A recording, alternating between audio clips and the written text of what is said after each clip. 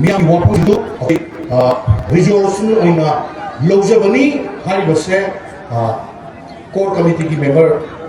अनन्ना मयाम दा पाथोकचगनि मयाम पुन्ना अममम दा पार्ट मतमदा या यादे हाइबदु खुद थांगतिबगु लोनना खुबिगदौ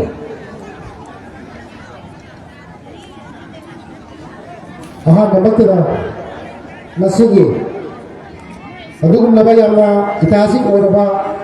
खोंचत मणिपुर कनबा खोंचत असिगी मसिगी दा इस्तालेखन मिनिबा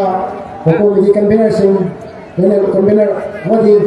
रिसोर्स पर्सन पुन मखो हानबक दिkai खुमबुचेरी वेनल वेनना मसिगी मणिपुर कनबा खोंचत असिदा सरयाबा तोंगानबा खुंजिंग लेकाइसि लाक्तिबा पाइबा पुन बसु हानबकदा sai खुमबुचेरी अखोई मसाइदगी रैली से है थुंगदगी हौलकांदा अखोई रिसोर्स पर्सन सिंह वंगांग सिंह नांगबीबा मयाम अदु अखोई तासन खमजन जरकांदा अखोई नसिगी मिफम मसिगी मरी लेना वरे प्र लमसे वही तरे नि वरे तरे प्र लमसे अतेसी कम बखुचे मसिलेसना मियामना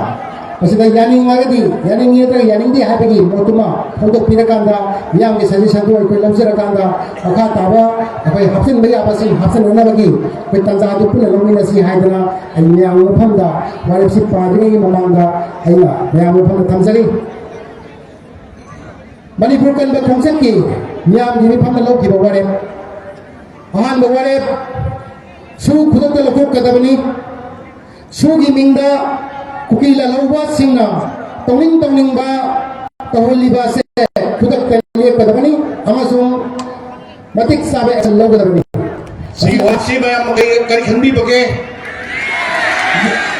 मसी अहान बवारे बना अखोन लौसरकांदा अनि सुबवारेता इंडियाना मणिपुरदा थोगलिबिना ngasibu अरानबा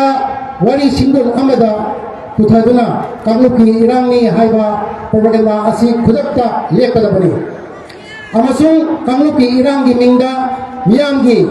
फंगम थोपा हकसिंग मतबा अमदी तेंचिंगनाबा खुदक्ता लेकदबनी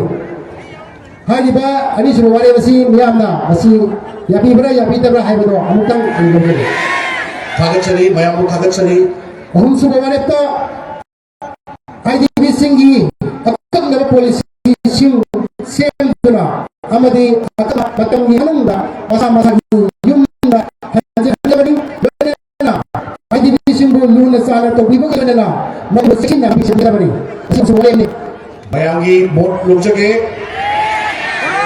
थागचरी मरी सुबवारेता सिंग कुकी नारको टेररिस्ट की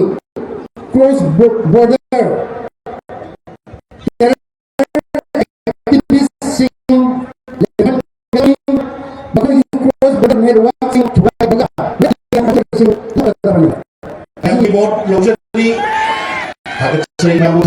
Mga subawalit ta kasunsan na pili ba yang hak amasung lenga pangalu wala na transparency and accountability ba governance to lehi na bani habiyo cita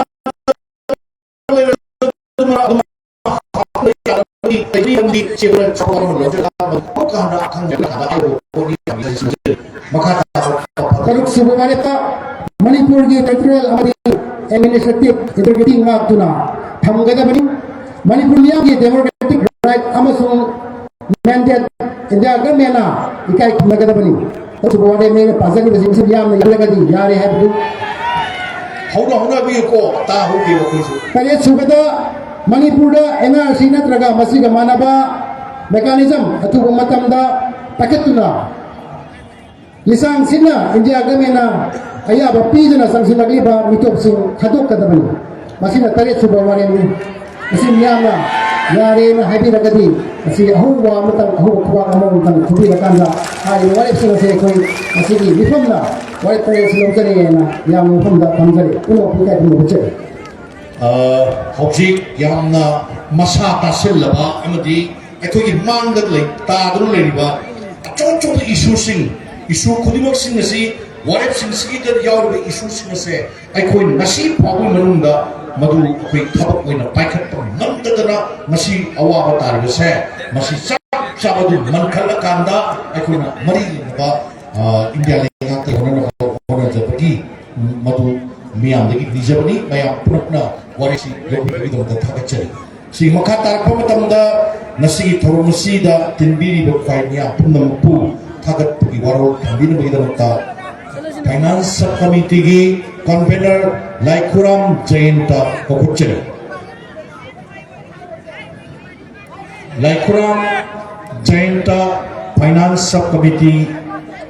member ना लेखक convener लेखक तुना नसी board of thanks propose को भी नमी रखता हंगचरी होजी हाइबीरी बवापा मधु note option जरे अदु गलोइना ना मधु इसन बदा हाप्सन जना बहोना जरगे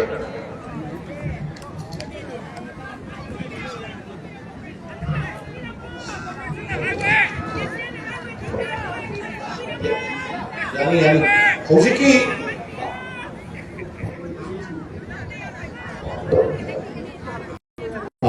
होजिकी दो सुंसोय सोयदना हाप्सन बगी दमकता अखोय कोर कन्वेनर सु अदु कन्वेनर सु नोट ऑप्शन जरे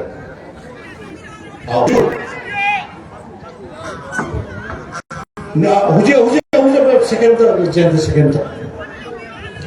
होजिकी इमासिंग हाइबीबा मरुना अखोगी नेशनल हाईवे सिंगा